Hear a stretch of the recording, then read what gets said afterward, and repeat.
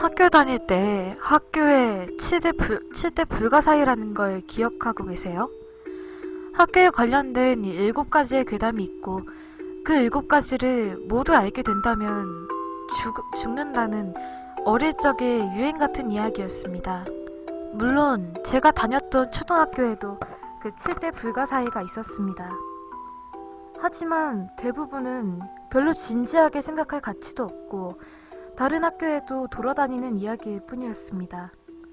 밤에 4번째 화장실 칸에 들어가면 귀신이 나온다는 이야기나 과학실에 있는 인체 모형이 밤마다 학교를 돌아다닌다거나 교장실 앞에 있는 동상이 12시만 되면 운동장을 뛰어다닌다는 거, 이런 괴담들이었습니다. 하지만 저희 학교에는 딱 하나 좀 독특한 불가사의가 있었습니다. 그게 지금부터 이야기하려는 암실에 관한 이야기입니다. 저는 오랜 세월이 지난 지금도 이 사건이 트라우마로 남아서 아직도 어두운 방에서는 좀처럼 잠을 잘 수가 없습니다. 하지만 그 암실이라는 이야기는 생각보다 훨씬 더 간결한 이야기였습니다. 오후 3시 35분에 암실 안에서 노크하는 소리가 들리고 만약에 그 소리에 반응해서 이쪽에서도 노크를 한다면 암실 안으로 질질 끌려들어가고 만다는 이야기입니다. 물론 여기에는 숨겨진 뒷이야기가 있습니다. 아직 체벌이 당연한 것처럼 취급될 무렵에 저희 학교에는 엄하기로 소문난 선생님이 계셨다고 합니다. 그 선생님은 수업 중에 아이들이 떠들거나 장난을 치면 어느 방에 아이들을 가둬두곤 했었다고 합니다. 그 방은 특수하게 만들어진 암실이었는데 창문도 하나도 없고 문 역시 유리창도 하나 없는 철문이었다고 합니다. 게다가 밖에서 잠그면 안에서는 열 방법이 없어서 아이가 안에 갇히면 밖에서 문을 열어주지 않는 한 나갈 방법이 없었다고 합니다. 거기에 더해서 불을 켜는 스위치도 방 밖에 있어서 안에 갇힌 아이는 완전한 어둠 속에 방치되게 되는 것이었습니다. 분명히 초등학생에게는 너무나도 큰 벌이었을 거라고 생각이 됩니다. 그러다가 그 선생님이 혼내낸 아이 중에 어두운 곳을 두려워하는 사내아이가 있었습니다. 그 선생님은 어느 때처럼 이 아이를 암실에 가두려고 했지만 소녀는 미친듯이 날뛰면서 안에 들어가기를 거부해서 좀처럼 쉽지가 않았습니다. 그럼에도 불구하고 그 선생님은 그 아이를 방에 밀어넣고 문을 잠궜습니다. 안에서는 문을 격렬하게 두드리는 소리가 울려 퍼졌습니다. 하지만 그 선생님은 그대로 마치 아무 일도 없었다는 것처럼 교실로 돌아갔다고 합니다. 시간이 지나서 그 선생님이 암실의 문을 열었을 때 방 중앙에는 그 소년이 싸늘한 시신이 되어서 누워 있었다고 합니다. 그 소년이 쇼크 때문에 구토를 했고 토사물에 목이 막혀서 질식한 나머지 숨을 거두었던 것이었습니다. 당연히 소년의 부모님은 학교에 격렬한 항의를 했고 그 선생님은 사직서를 제출하고 교직에서 물러났다고 합니다. 그 선생님의 사직 후에는 학교에서 그 암실의 사용을 금지했다고 합니다. 아이들은 물론이고 선생님들조차 기분 나빠하면서 접근조차 하지 않으려고 했죠. 이윽고 그 방의 존재마저 잊혀져갈 무렵에 어느 날인가부터 그 방에서 너무 참기 힘들 정도로 역겨운 냄새가 풍겨왔다고 합니다. 그 선생님과 그 방에 얽힌 사연을 알고 있었던 몇몇 교직원들은 설마 하는 생각에 아이들이 모두 집에 돌아간 뒤에 방을 열어보았다고 합니다. 아니나 다를까 방 안에는 천장에 목을 맨 채로 썩고 있는 그 선생님의 시체가 있었다고 합니다. 바닥에는 유서가 떨어져 있었는데 자살이었다고 합니다. 하지만 단 한 가지 무척이나 기묘한 점이 있었습니다. 원래 그 방은 밖에서 문을 잠그는 방식이라서 일단 안에 들어가면 문을 잠글 수가 없었는데 그럼에도 불구하고 문은 굳게 잠겨 있었던 것이었습니다. 기묘한 자살 사건의 여파가 채 가시기도 전에 이번엔 학교 안에서 기분 나쁜 소문이 퍼지기 시작했습니다. 정해진 시간만 되면 그 방 안에서 누가 문을 엄청 두드린대. 게다가 이 소문은 실제로 아이들뿐만 아니라 선생님이나 사무원들 사이에서도 체험한 사람이 있었던 것이었습니다. 특히 암실이 있었던 1층에서 휴게실을 이용하는 사무원들은 이 소문 때문에 다들 겁에 질려 있었을 정도였습니다. 그리고 마침내 찾아온 어느 날 한 희생자가 나오고 말았습니다. 학교에서 A라는 아이가 자취를 감췄다고 합니다. 그리고 1시간 뒤에 그 아이는 온몸을 떨면서 암실 안에 앉아있는 채로 발견되었습니다. 이미 심장은 멎어 있었고 온몸에서는 심한 썩은 냄새가 풍겼다고 합니다. 그날 이후로 아이들 사이에서는 그 방에 죽은 아이가 갇혔던 3시 35분이 되면 문을 미친듯이 두드리는 소리가 난대. 거기에 대고 무심코 노크를 했다간 안으로 끌려 들어가서 갇혀 죽는다는 거야. 이런 소문이 퍼지게 되었던 것이었습니다. 그리고 세월은 흘러서 제가 초등학교에 다닐 무렵이었습니다. 하지만 암실은 이미 제가 초등학교에 다닐 그때 입학할 무렵에 존재하지 않는 방이었습니다. 딱히 방이 해체되거나 철거된 건 아니었고 다만 암실에 문이 있었으리라고 생각되는 곳에 콘크리트 같은 게 잔뜩 칠해져서 벽처럼 되어 있었던 것이었죠. 물론 학교 안내도 같은 곳엔 암실의 존재 따위는 기록되어 있지 않았습니다. 말 그대로 존재하지 않는 방인 셈이었죠. 모르는 사람이 본다면 방이 있었다고는 생각할 수가 없는 그저 단순한 벽에 불과했습니다. 하지만 자세히 보면 분명히 벽에는 문의 자취가 남아있었고 그래서 학생들에게는 소문이 너무 넘쳤습니다. 그리고 존재하지 않는 방의 정체를 밝히자는 터무니없는 제안을 해온 건 괴짜라고밖에 말할 수 없는 저의 친구였습니다. 초등학생 주제에 무서운 걸 좋아하는 H라는 여자아이였습니다. 그녀의 말에 의하면 무슨 일이 생기면 남자애가 있는 게 훨씬 든든하니까 라는 것이었습니다. 당시에 저는 그렇게 활발한 소녀는 아니었던 데다가 그 이야기는 별로 흥미도 없었지만 어쩐지 모르게 그냥 흔쾌히 승낙하고 그녀와 함께 동행하게 되었습니다. 그렇게 그녀와 저는 그 방의 정체를 밝히기 위해서 행동에 나섰죠.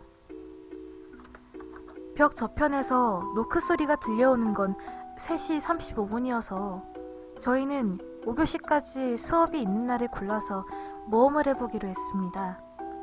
노크 소리가 정말로 들리는지 확인하고 들린다면 우리가 노크를 해보자고. 그것이 그녀의 의견이었습니다. 저는 그건 너무 위험하지 않아? 라고 물었지만 그녀가 그러니까 널 부른 거잖아 라면서 제 말을 들을 생각조차 하지 않았습니다.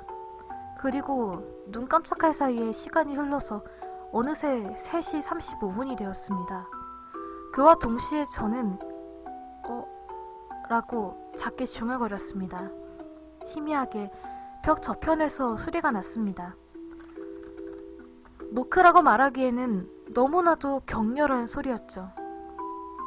오히려 그건 안에 갇힌 소년이 필사적으로 몸부림을 치면서 도움을 구하는 것 같은 소리였습니다. 노크 소리에 놀란 제가 움직이지도 못하고 있는 사이에 그녀는 어느새 벽의 정면에 서 있었습니다. 그리고 오른손을 가볍게 들어 올렸습니다. 저의 제지는 가볍게 무시당하고 그녀가 2-3번 정도 가볍게 벽을 노크했습니다. 그리고 바로 다음 순간에 주변의 모든 벽이 새까맣게 변했습니다. 아니, 원래 있어야 할 콘크리트 벽이, 그리고 그 안에 있어야 될 문이 사라져 있었습니다.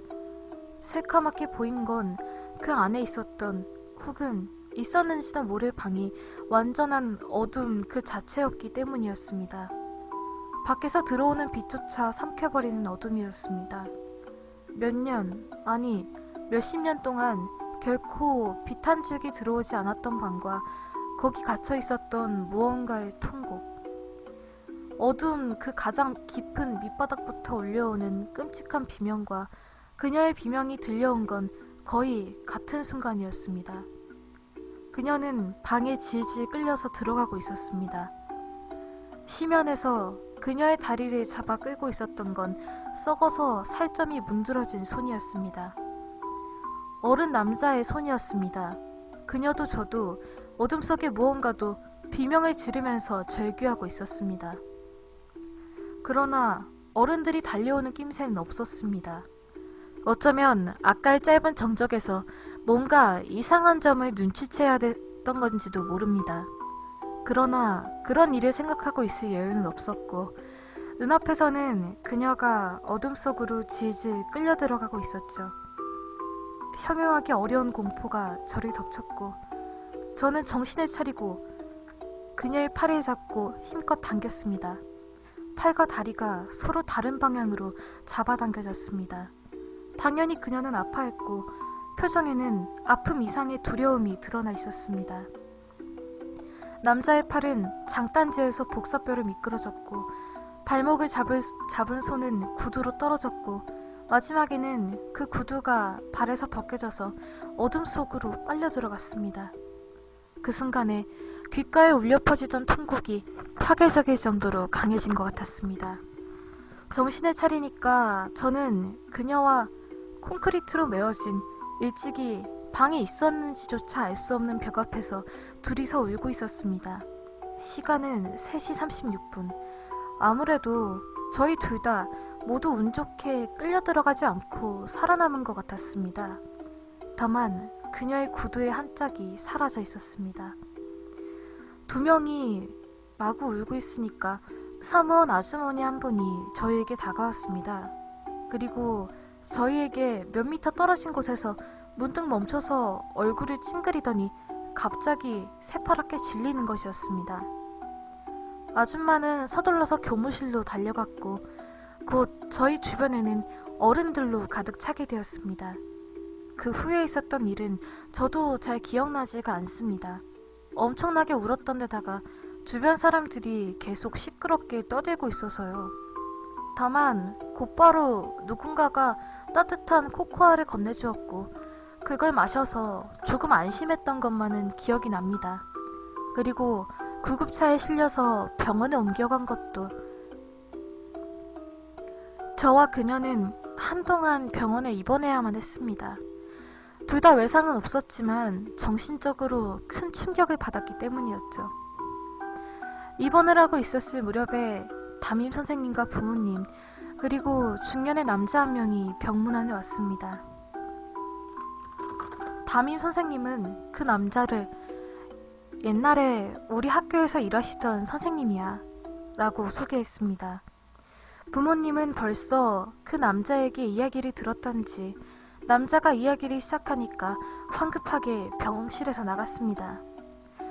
그는 저와 그녀에게 저희가 본 건 아마 현실일 거라고 말했습니다. 그렇지만 차라리 꿈이나 환상이라고 생각하는 게 앞으로 살면서 편할 테니까 그렇게 생각하라고 말해주었습니다. 그리고 그 방에서 일어난 일을 다른 사람에게 재미삼아서 말하면 안 된다고 다짐을 받았습니다.